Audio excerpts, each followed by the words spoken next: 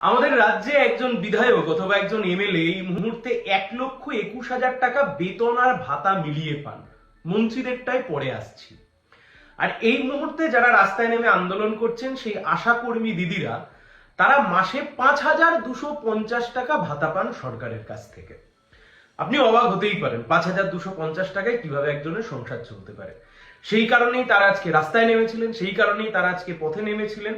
ন্যূনতম ভাবে তারা 15 বা 16,000 টাকা বেতন দেওয়ার জন্য, মাসিক তাদের টাকা দেওয়ার জন্য তাদের এই লড়াই। অন্যান্য জায়গায় এমন অনেক রাজ্য আছে যেখানে 26,000 টাকা অবধি তারা প্রত্যেক মাসে বেতন বা ভাতা বাবদ তারা পান।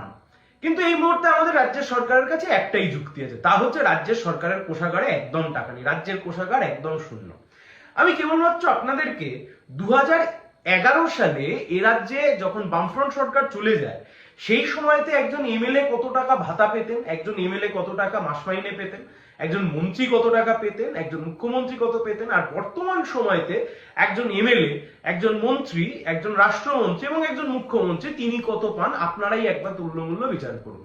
2011 সালে যখন বামফ্রন্ট সরকার চলে যায় সেই সময়তে একজন বিধায়ক তিনি প্রতিদিন গড়ে 750 টাকা দৈনিক ভাতা পেতেন। যিনি মন্ত্রী তাকেও এমএলএ হতে হয়েছে আগে, তাদের মধ্যে কোন রকমের কোনো ডিসক্রিমিনেশন ছিল না, তারাও প্রতিদিন গড়ে 750 টাকা করেই ভাতা পেতেন।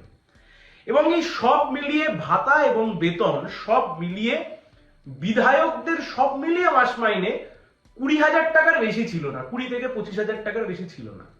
মুখ্যমন্ত্রী সেই সময়তে বেতন পেতেন 7,500 টাকা, আর তার যে ডেলি ওয়েজ, সেই ডেলি ওয়েজ সমস্ত কিছু ধরে সেই টাকাটা ছিল 30,000 টাকার আশপাশে। আজকের দিনে দাঁড়িয়ে 2026 সালে আমরা যখন এই আলোচনা করছি সেই সময়তে শেষবার যে রিভাইজড হয়েছে, যে বিধায়ক, মন্ত্রী, রাষ্ট্রমন্ত্রী তাদের যে মাইনে বেড়েছে সেটা কোথায় গিয়ে দাঁড়িয়েছে?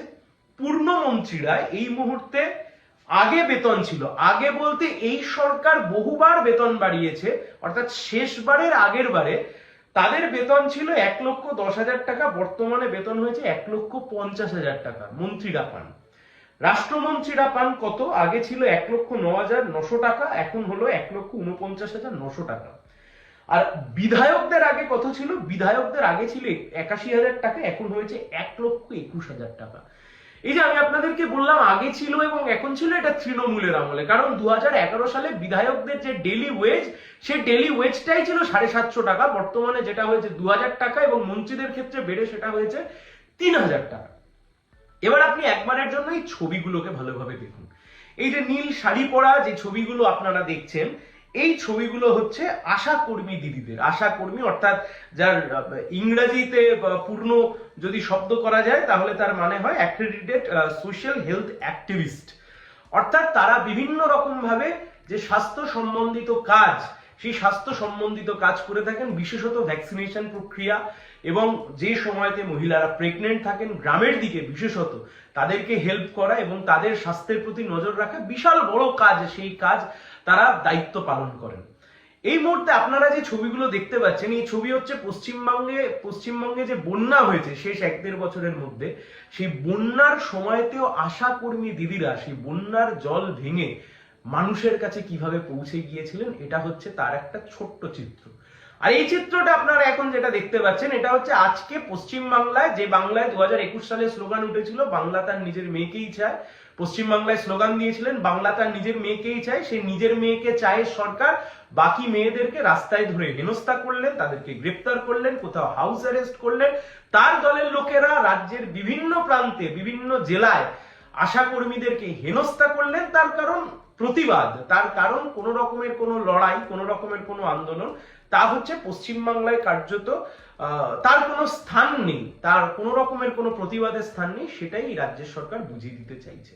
এবং আপনি একবারের জন্য শুধু কল্পনা করুন, যে রাজ্যের বুকে বিধায়কদের মাইনে বাড়তে পারে, নিজেই বিধায়ক নিজেদের মাইনে বসে বাড়িয়ে দিচ্ছেন, মুখ্যমন্ত্রীর মাইনে এই মুহূর্তে 2 লাখ টাকার বেশি, যে রাজ্যে বিধায়কদের মাইনে 750 টাকা দৈনিক থেকে 2,000 টাকা দৈনিক হয়ে এখন সব মিলিয়ে 1,20,000 টাকা একজন বিধায়কের মাইনে হতে পারে, সেই রাজ্যে দাঁড়িয়ে একজন আশা কর্মী তিনি মাত্র 5,250 টাকা বেতন পান এবং তিনি তার বেতন বাড়ানোর জন্য যখন রাস্তায় নামেন তখন তাকে পুলিশের লাঠি পেটা খেতে হয়।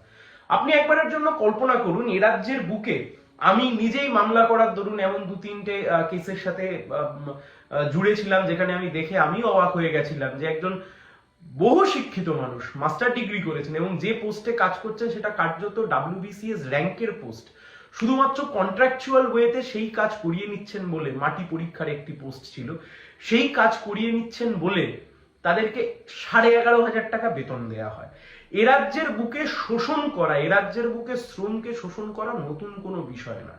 গোটা দেশ জুড়ে যে সময়তে সুপ্রিম কোর্ট বারংবার বলছে সমকাজে সমবেতন এবং যখন বারংবার বলছে বেসিক পে, ন্যূনতম, মানে মানুষের মতো মানুষ হয়ে বাঁচবার জন্য ন্যূনতম একটা পে তো লাগবে, 5,250 টাকা আশা কর্মীর হাতে দিয়ে বলা হচ্ছে এই টাকায় তুমি সংসার চালাও। আর তৃণমূলের নেতা কাঁথা যারা 2011 সালেও বিড়ি খেয়ে আবার নিভিয়ে দিয়ে আবার সেই পোড়া বিড়ি খেত, তারা কোটি কোটি টাকার মালিক হয়ে গেলেন। বিধায়করা কোটি কোটি টাকার মালিক হয়ে গেলেন। বিধায়করা 1,20,000 টাকা তারা আজকে ভাতা পাচ্ছেন। আর রাজ্যের বুকে আশা কর্মচারীরা, আশা কর্মী দিদিরা তারা আজকে রাস্তায় নেমে 5,250 টাকাকে বাড়ানোর জন্য থেকে বাড়িয়ে 15-16 হাজার টাকা করবার জন্য যে ন্যায্য আন্দোলন, সেই ন্যায্য আন্দোলনের ওপর রাজ্যের সরকারের পুলিশ তারা যে ভয়ঙ্কর রকমের আক্রমণ নামিয়ে আনলো, রাজ্যের প্রত্যেক মানুষের উচিত এই আক্রমণের বিরুদ্ধে সরব হওয়া।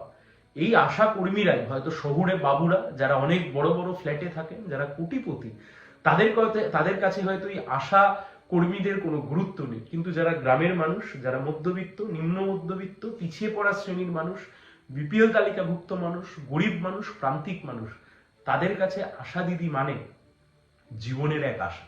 তাদের কাছে আশা দিদি মানে, আশা কর্মী মানে তারা যখন বিপদে পড়ে, স্বাস্থ্যের যে কোনো বিপদে পড়ে, আসলে তার কাছে সেটা একটা নতুন আশা।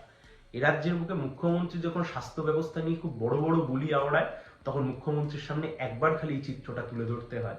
এই রাজ্যের বুকে আশা কর্মী যিনি স্বাস্থ্য দপ্তরের অধীনেই কাজ করেন, তার মাস মাইনে 5,250 টাকা, এবং সেটাকে বাড়ানোর জন্য যখন রাস্তায় নামেন, এই পুলিশ মন্ত্রীর পুলিশ রাস্তায় নেমে আশা দিদিদেরকে হেনস্থা করেন। ধিক্কার জানাই এই সরকারকে।